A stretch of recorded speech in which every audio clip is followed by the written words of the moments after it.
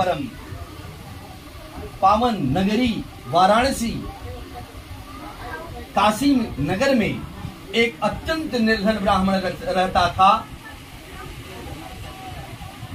जिसका नाम सदानंद था। वह नित्य प्रतिदिन भिक्षा मांगा करता था, लेकिन भिक्षा प्राप्त होने के बाद भी उसके परिवार की क्षुधा की कभी तृप्ति नहीं होती थी। तो एक दिन भगवान को बड़ी दया आई, वृद्ध ब्राह्मण रूपस्थम प्रप्रच्छ द्विजमादरात्। उन्होंने एक ब्राह्मण का वेश धारण किया और भगवान जा करके उस सदानंद ब्राह्मण से पूछने लगे कि किमर्थम भ्रम से विप्रम महि नित्यम सुदुखितः। उन्होंने पूछा कि हे ब्राह्मण देवता, आप नित्य प्रतिदिन इस पृथ्वी पर क्यों घूमा करते हैं? तत्सर्वं श्रोतुमिच्छामि कथ्यतमाद्विज सप्तमः।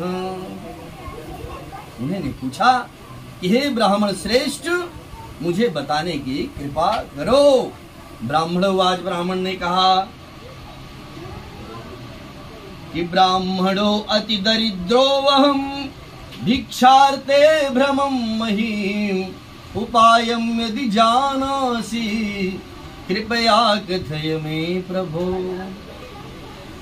वह दरिद्र ब्राह्मण सदानंद बोला कि मैं भिक्षा के लिए प्रतिदिन इस पृथ्वी पर टहलता हूँ।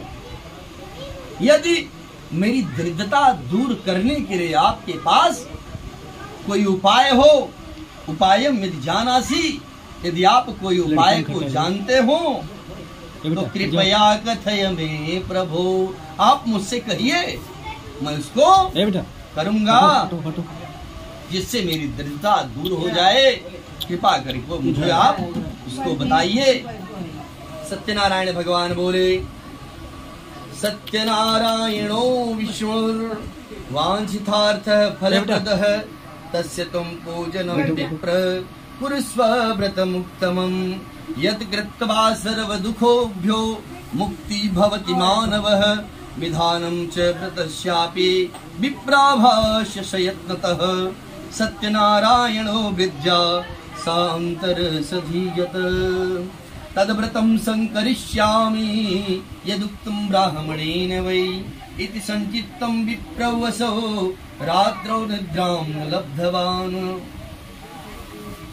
वृद्ध ब्राह्मण रूपी भगवान बोले उस सदानंद ब्राह्मण से कि यदि आप, हे ब्राह्मण देव, यदि आप सत्यनारायण भगवान विष्णु का पूजन अर्चन वंदन करें जो अभिष्ट फल को देने वाला है,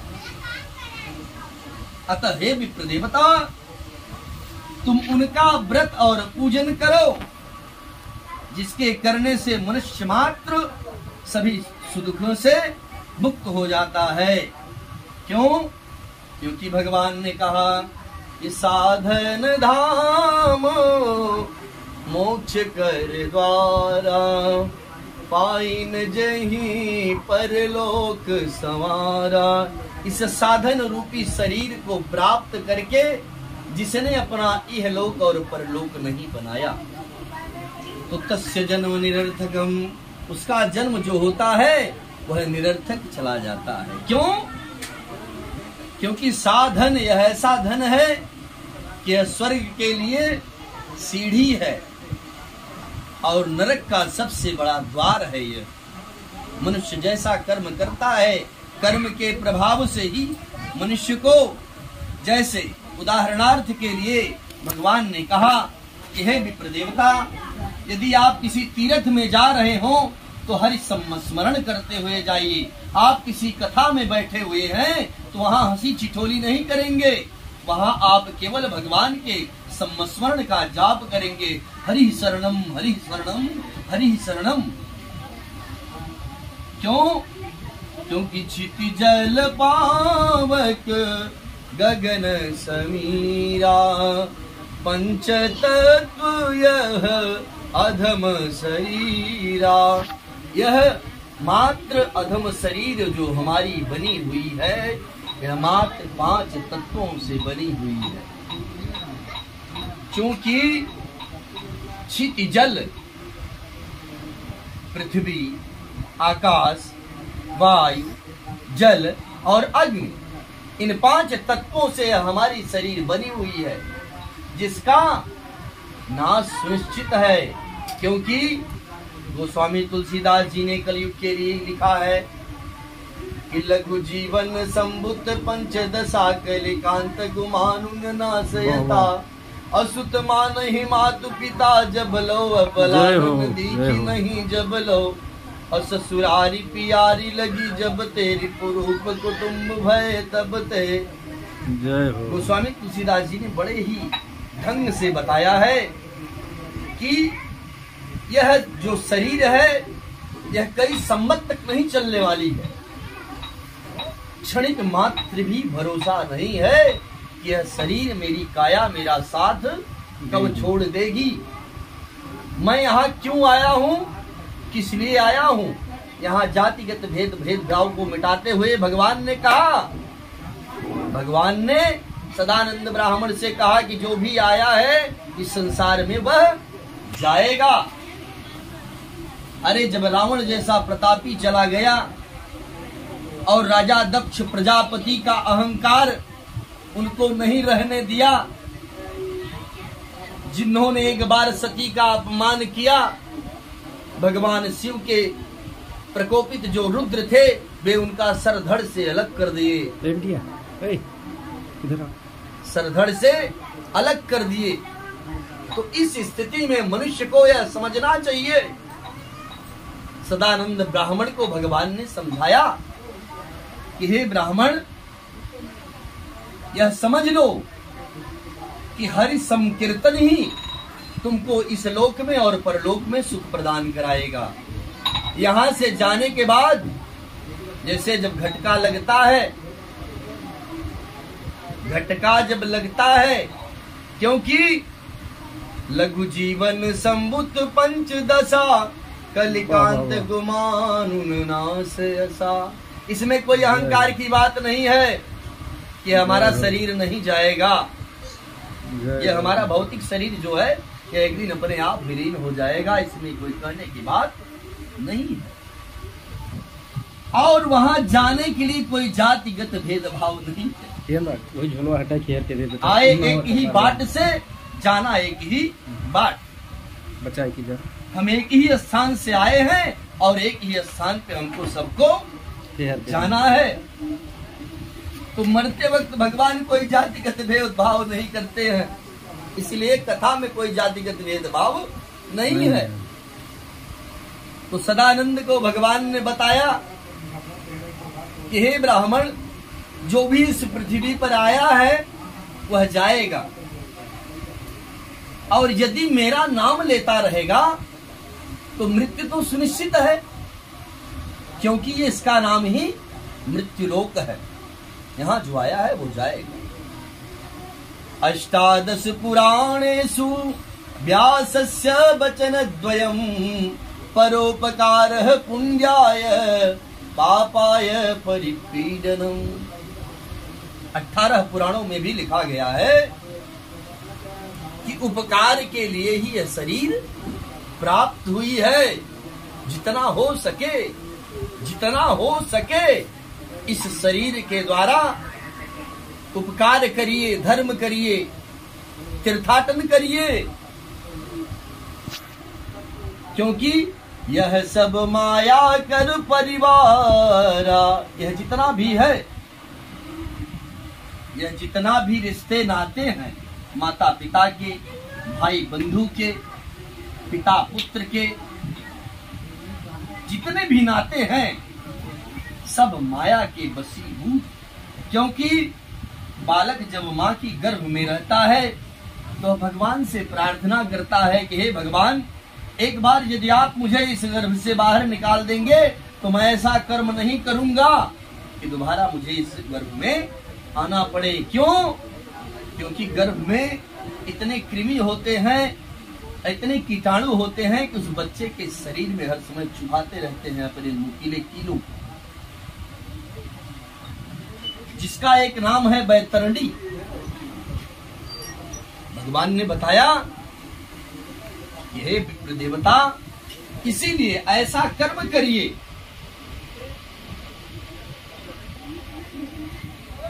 ऐसा कर्म करिए जिससे कि मृत्यु के उपरांत हमको कभी तकलीफ ना हो। मृत्यु होते वक्त हमको माया इतना वशीभूत में ना कर ले कि मृत्यु होने में हमें अत्यंत कष्ट भोगना पड़े। क्योंकि जन्मत मरत सहस दुख होई, जन्मते और मृत्यु के वक्त मनुष्य को अपार कष्ट होता है। क्यों होता है? क्योंकि मोह हो जाता है इस शरीर से, इस प्राण को। यह प्राण क्या है?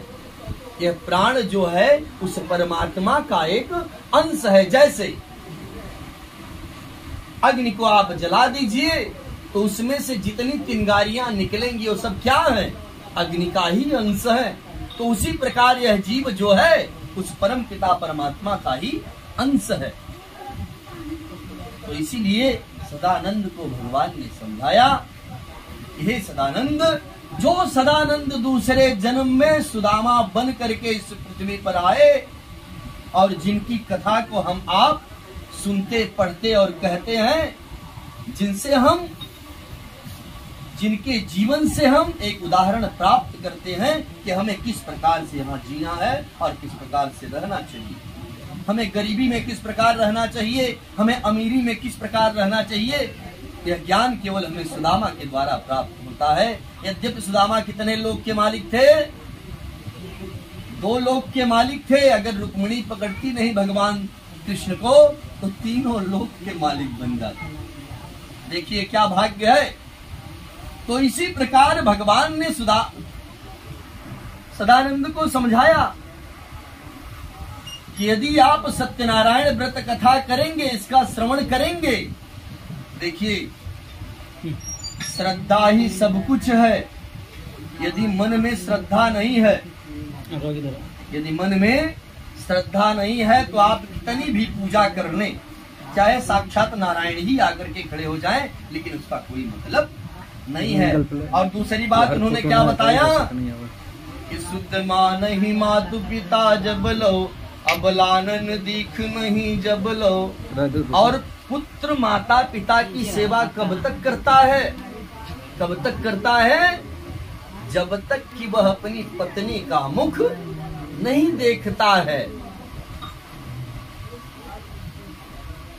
तब तक वह अपनी माता पिता की सेवा करता है। लेकिन अरे ससुरारी प्यारी लगी जब ते, रूप कुटुंब भय तब ते। सारे संसार की बात कर रहा हूँ। यदि ससुराल प्यारी लगने लगी तो सारे घर के लोग जो हैं वो शत्रु के समान दिखाई पड़ने लगेंगे। इसमें कोई दो राय नहीं है। तो बहुत सी बातों को सदानंद को भगवान ने अपने द्वारा बताया,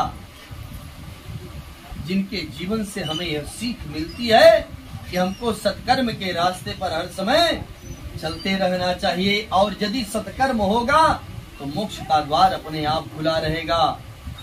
इस लोक में आपको कभी धन की कमी नहीं होगी, कभी बल की कमी नहीं होगी, यदि उस परमात्मा की कृपा होगी। देखिए उसके बाद सदानंद ने मन में संकल्प लिया कि कल मैं व्रत करूंगा। और जब उन्होंने मन में संकल्प लिया कि कल मैं व्रत करूंगा, तो देखिए एक बात है, इस संसार के लोग ऐसे हैं कि जा पर कृपा राम की होई, ता पर कृपा करे सब कोई। जब तक भगवान की कृपा नहीं होती है तब तक संसार में कोई भी अपने ऊपर कृपा करने वाला नहीं है। जब भगवान की कृपा होती है तो पड़ोसी भी कहता है कि भैया हमसे ले लीजिए आप, क्योंकि वो समझ जाता है कि हमको कल दे देगा। और जब तक पड़ोसी यह नहीं जानेगा कि मुझे देने लायक नहीं है, तब तक पड़ोसी आपको कुछ नहीं देगा। वही सदानंद जब भिक्षाटन के लिए जाते थे, लोग दरवाजा बंद कर लेते थे, लेकिन भगवान की जब कृपा हुई तो जो दरवाजा बंद कर देते थे वही लोग चालू हुई नहीं, बल्ब चालू रहेगा, बस वही लोग अपने दरवाजे को खोल करके विधिवत दान दिए उस दिन सदानंद को। चलो, और भगवान की कृपा से उस दिन सदानंद को बहुत सा धन प्राप्त हुआ।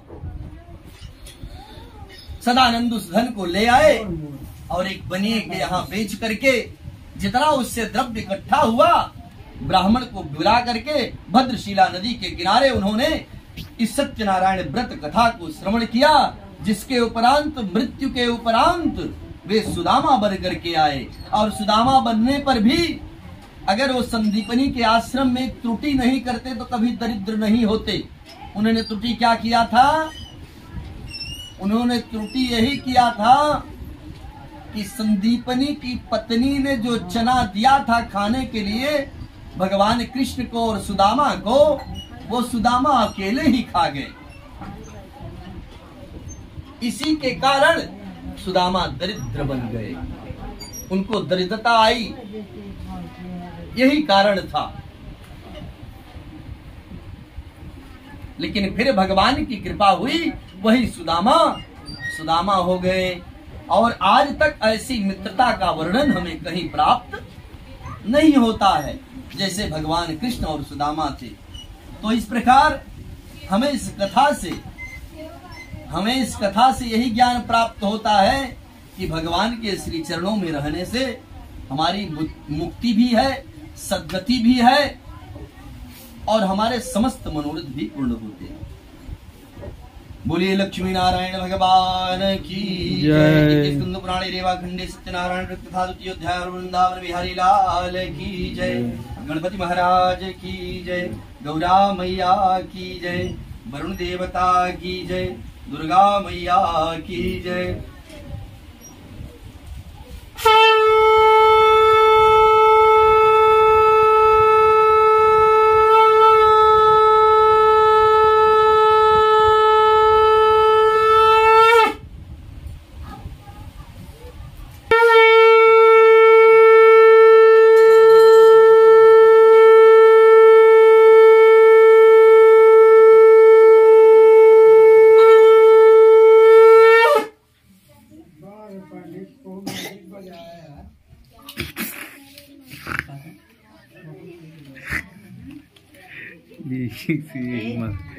मदारी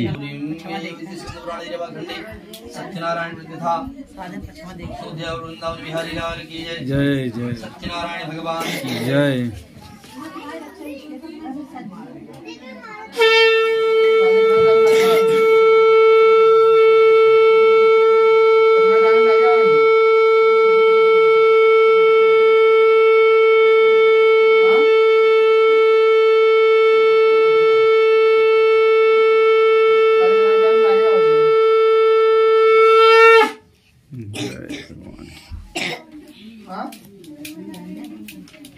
करता है